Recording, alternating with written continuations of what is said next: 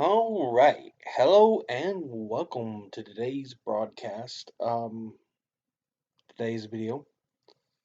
And I'm going to be talking about something that I've enjoyed for a long time now. Magic the Gathering. It's a card game that I've been playing since about 95, I guess.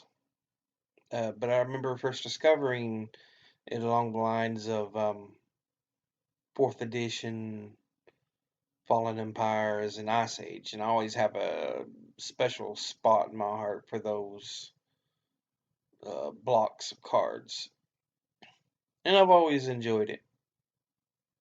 To give you all an example,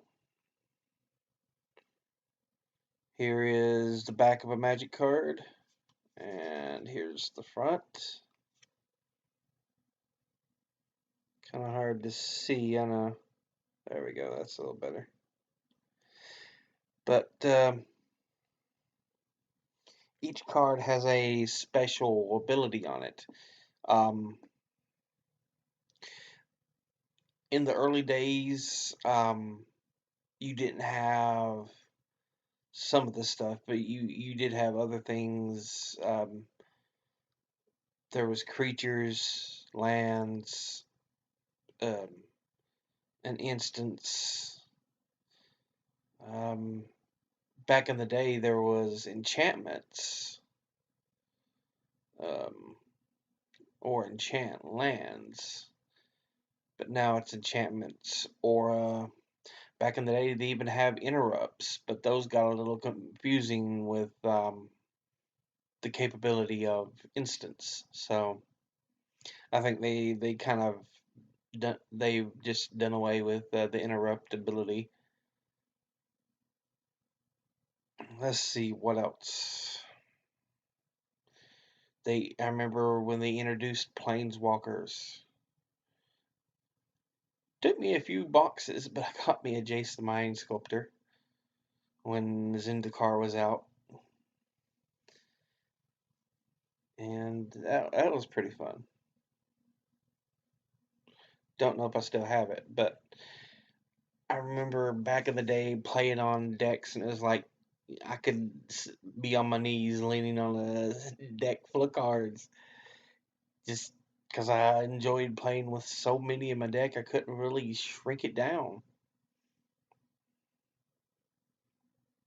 But like I said, I was still a young kid. Um, let's see. I remember I remember when there was the five Elder Dragons, not just Nicol Bolas, but there were five of them. Victus Asmati and um, Chromium. I can't remember them all. Palladia Mors. What is that last one? I never can remember. Arcade Sabbath or something like that. I think it is Arcade Sabbath. But I remember back in the day. I remember when Leviathan was the biggest card you could get. Or Polar Kraken, Ice Age. I remember going to the draft of Ice Age and someone getting a Polar Kraken. That was fun. I still have my play card from when I started playing way back then. Um, let's see. What else do I remember? Oh goodness. I remember when the tap sign used to be a T instead of the little twisted circle. That was a little before when I started playing, but there was still quite a bit of cards you could get that had that T sign, instead of the little turn to indicate a tap.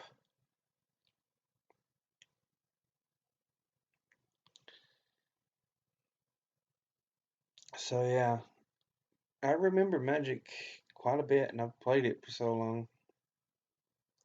The last few years, I haven't got to play too much. Um, I do enjoy playing though. Um, Fourth edition, like I said, I started about fourth edition. Ice Age and Fallen Empires were like the three decks that I remember the most starting out, and those always hold a special place in my heart. I always remember. Uh, I don't have any of the Power Five. I don't have anything like that. Which, if you don't know, the Power Five are the Moxes, Mox Ruby, Mox Sapphire, Mox. Is it Power Five, Power Six? Anyway, there's one for each color, which there are five colors, and then there's the Black Lotus, and that card is the most valuable one because it was extremely rare. But if you do have a copy of all of them, those six cards, you'll be doing pretty well. Um, the Lotus, I think, is up in the thousands of dollars, and the Moxes are not too far behind it. So, yeah, but I don't have any of the Moxes, any of the Black Lotus, anything like that. Um, let's talk a little bit about the game. Modern Magic has changed quite a bit over the years. I do have in front of me just a few packs of cards here. Um,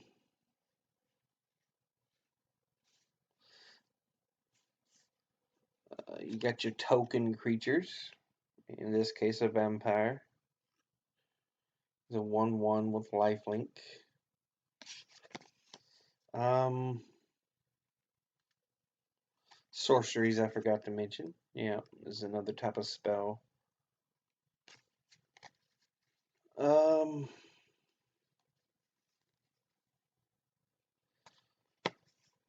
Now it's, yeah, you got your creatures still.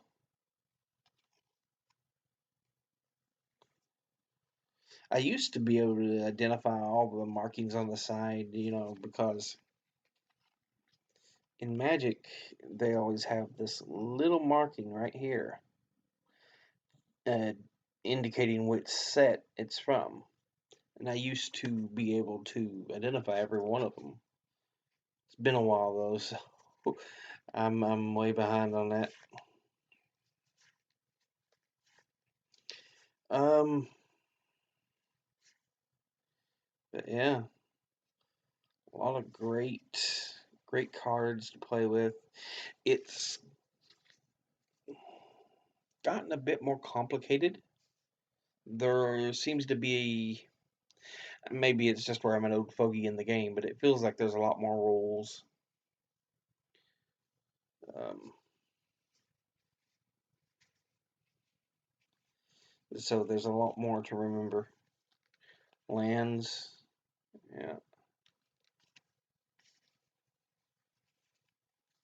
So I, I've, like I said, I've played it, and there is a story behind the game, behind each set, behind the characters. So there's a lot of great lore to tell. Let's see. Um,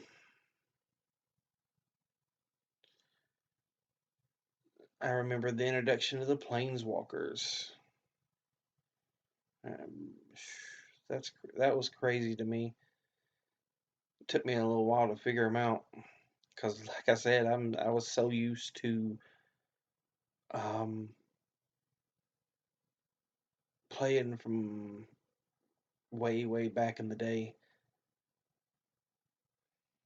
But it's probably the most successful card game out there that I can think of. It's definitely a card game to enjoy. If you haven't tried Magic, give it a shot, see what it's like.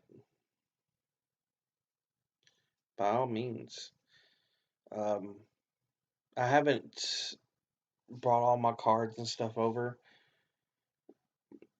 so at another place right now, I've got stacks and stacks of books, ring binders that are just filled with cards from all the sets. I mean, a few thousand. It's crazy. And I haven't got to play in a while. I'll probably try to play some more. But I remember playing Magic long ago. I want to get back into it. And I guess this was just kind of an introduction to the game for y'all if you've never played it. Here, let me get out um, a creature so y'all kind of know something about the game. Like here, we have the Prosperous Pirate. Down here, you have is Power and Toughness, a 3/4. The 3 indicates his power, and the 4 is his toughness. So that's how much he can deal out, and that's how much the 4 is how much he can take. So, in that means if he was to go up against another person or another creature, you know how much damage he could deal and take. And then there's also abilities on each card.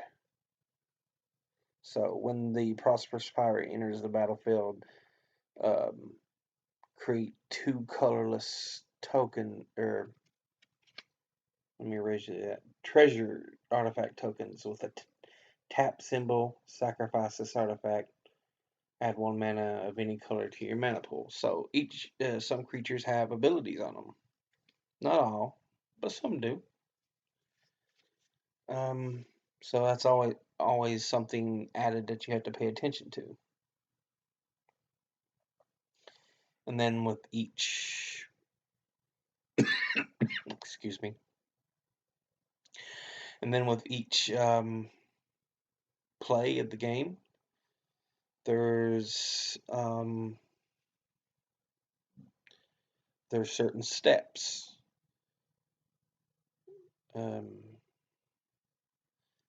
see if I can remember them here. It's untap, upkeep, draw,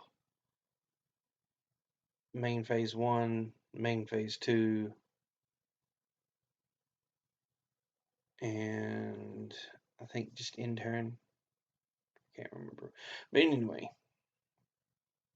untap. You basically, any lands or creatures you tap from the last turn, you untap them, unless their card says differently. So, untap. Your next phase is upkeep. If your creatures have upkeep or cumulative upkeep, that's what you watch. So you pay that amount. Then you have the draw phase, where you draw a card from the top of your deck. Once that's drawn, you go on to the next step. You only allow to have up to 7 cards in your hand. So you always want to keep this in mind. But you draw, and your 2 main phases are when you can declare battle. You can play instants, interrupts, sorceries, um, and so on. You can only play 1 land per turn, unless you have a spell that allows you to do otherwise. But then you discard. I forgot about discard before in turn, but if you've got more than 7 cards, you discard as many as you can until you're down to 7. If you've got 7 or less, don't have to worry about it. And then you have, it's in my turn, your go. And so that's kind of how a round of Magic goes that I remember, unless they've changed it in the recent bit. Like I said, I'm going to have to get back out and play. But I used to play quite a bit of Magic the Gathering.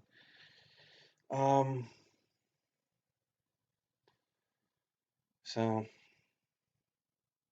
yeah, I just wanted to do a little bit of an introduction um, and say hi in regards to that topic. But always remember, educate thyself, read, study, learn, do whatever it takes to pull more information into your head. Educate thyself. And that's it, folks. I'll see you next time. Later.